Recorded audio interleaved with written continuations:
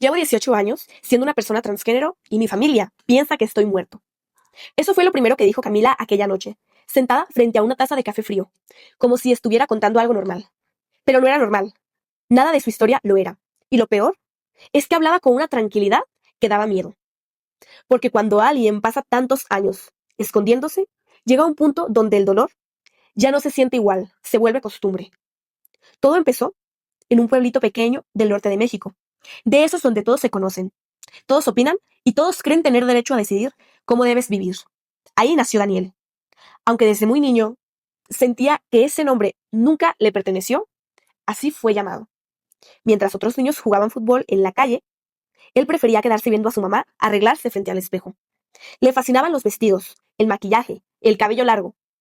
Pero claro, en una familia que era exageradamente conservadora, eso no era nada normal. Su papá era de esos hombres duros, de voz fuerte y mirada pesada, de los que creen que los hijos se corrigen a golpes. Y sí, le pegaban. No porque hubiera hecho algo malo, simplemente por parecer raro. A los 12 años, ya vivía aterrorizado dentro de su propia casa. Caminaba intentando cambiar la forma de mover los brazos. Bajaba la voz para no sonar afeminado. Aprendió a esconderse incluso cuando estaba rodeado de gente. Pero el problema con esconder quién eres es que tarde o temprano te destruye por dentro. A los 15 años, conoció Internet en un cibercafé del pueblo. Y ahí fue la primera vez que descubrió algo que le cambió la vida. Existían otras personas como él, o mejor dicho, como ella. Leyó historias de mujeres transgénero durante horas y por primera vez sintió algo que nunca había sentido. Él se llenó de esperanza. No estaba loco, no estaba solo. Pero esa esperanza duró muy poco. Un día su hermano mayor encontró conversaciones en la computadora y fue un desastre. Dicen que esa noche se escuchó gritos hasta la otra calle. Su papá rompió una silla contra la pared. Su mamá lloraba como si alguien hubiera muerto y su hermano le gritaba que estaba enfermo. Lo encerraron varias veces, le prohibieron salir, le quitaron el teléfono, hasta intentaron llevarlo a un pastor para, según esto, sacarle el demonio. Sí, así de extremo. Y aunque suene exagerado, muchas personas viven cosas así todavía, en la actualidad. Pasaron los meses y Daniel dejó de discutir, se volvió callado, obedecía, ya era mucho más obediente, como si hubiera aceptado todo. Pero en realidad estaba planeando escapar. A los 18 años, agarró una mochila con poca ropa, 3,000 pesos escondidos, y se subió a un autobús rumbo a Guadalajara, sin despedirse, sin avisar, nada. Y aquí viene la parte más fuerte. 2 semanas después de irse, alguien encontró un cuerpo en una carretera cerca del pueblo. El cuerpo estaba irreconocible por un accidente y llevaba ropa parecida a la que Daniel usaba seguido. La familia asumió que era él, y aunque nunca hubo una prueba real, hicieron el funeral. Literalmente enterraron a alguien pensando que era su hijo. Mientras tanto, él seguía vivo, solo, asustado y comenzando una nueva vida. Al principio sobrevivió haciendo de todo, lavando platos, trabajó limpiando baños, dormía en cuartos compartidos donde apenas cabía una sola cama. Hubo días donde no comía bien, días donde lloraba en silencio, porque no tenía a nadie. Pero poco a poco empezó a construirse. Cambió su nombre a Camila. Empezó su transición. Consiguió amistades, aprendió maquillaje viendo los tutoriales e incluso empezó a trabajar en un salón de belleza donde por primera vez alguien le llamó ella, sin burlarse. Y eso le cambió la vida. Porque a veces una palabra puede salvarte. Los años siguieron pasando. Y aunque Camila logró salir adelante, había algo que nunca pudo hacer: contactar a su familia. Al principio fue por miedo, después por coraje. Y luego, porque ya había pasado demasiado tiempo. Imagínense eso. Saber que tu mamá probablemente te lloraba cada día de muertos pensando que estabas enterrado. Saber que para todos en tu pueblo eras un recuerdo, un fantasma. Pero mientras ellos pensaban que Daniel había muerto, Camila por fin había empezado a vivir.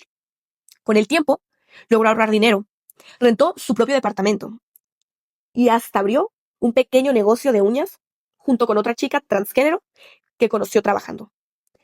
Desde afuera parecía feliz, y en parte sí lo era, pero había heridas que según nunca sanaron. Porque una cosa es alejarte de tu familia, y otra muy distinta, cargar durante casi 2 décadas con la idea de que creen que tú estás muerto. Todo explotó hace algunos meses. Camila estaba viendo videos en Facebook cuando encontró una transmisión en vivo de alguna fiesta de su pueblo. Y entre tanta gente, vio a su mamá, más vieja, más cansada, pero seguía siendo ella. Dicen que se quedó congelada viendo la pantalla, porque después de 18 años, seguía reconociendo perfectamente su forma de caminar. Y entonces pasó algo todavía peor. En los comentarios, alguien escribió: pobrecita doña Elena, desde que su hijo murió, nunca volvió a ser la misma.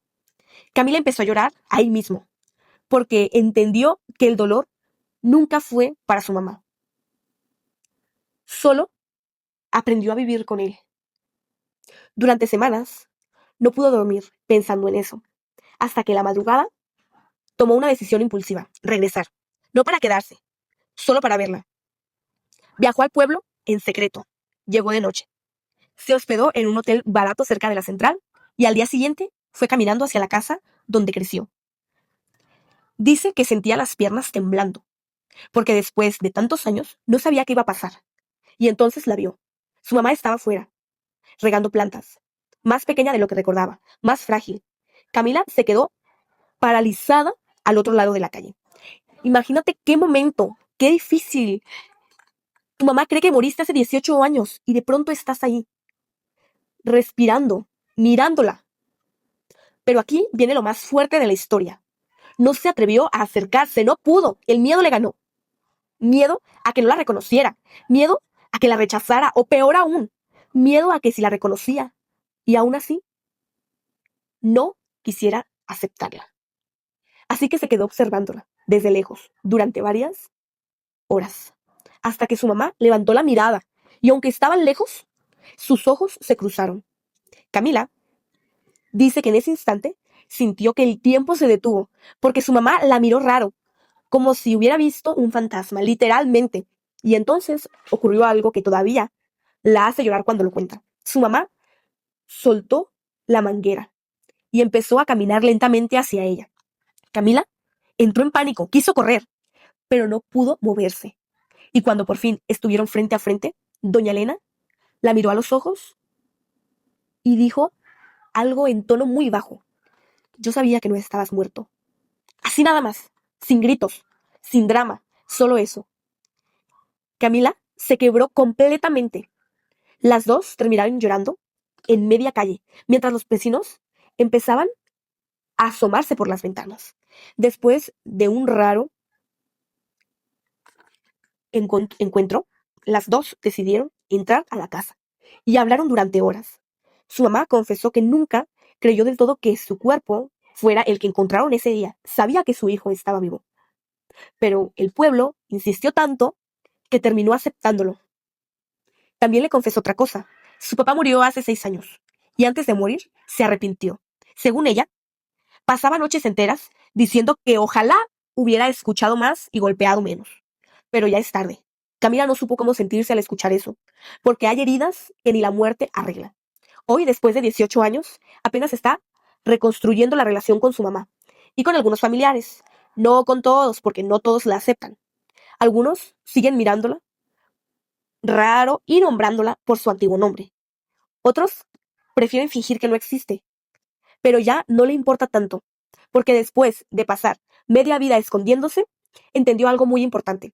A veces la familia que pierdes duele muchísimo, pero perderte a ti mismo duele todavía mucho más. Pues así es, chicos, esta fue la historia de Camila, una mujer transgénero. La verdad es que es una historia muy fuerte, pero como saben, aquí se las traemos para que ustedes puedan saber de nuevas historias. Si ustedes gustan compartirnos su historia, los estaré leyendo en los comentarios. Y pues bueno, suscríbanse, compartan el video y nos estamos viendo. Los amo.